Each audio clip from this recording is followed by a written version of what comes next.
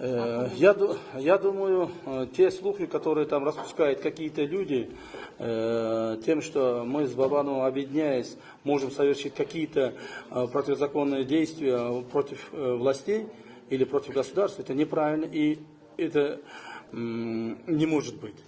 Так как я знаю, что у Бабанова нет таких мыслей, у Бабанова нет таких намерений, каким бы то образом совершить или там нанести ущерб государству.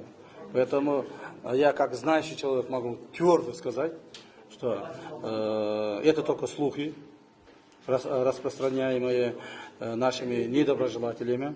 А мы с Бабановым хотим и будем также иметь в виду, что в стране должно царить спокойствие и мир. С возвращением Бабанова, может быть, каким-то образом спадет политическая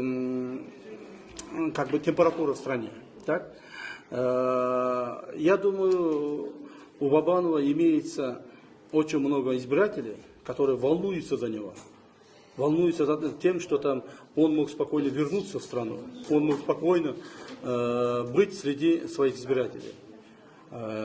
Поэтому, я думаю, мы, исполняя желания многотысячных, может, сотни тысяч людей, обязательно должны дать возможность Бабанову вернуться в страну спокойно, мирно и доказать свою правоту правоохранительных органов.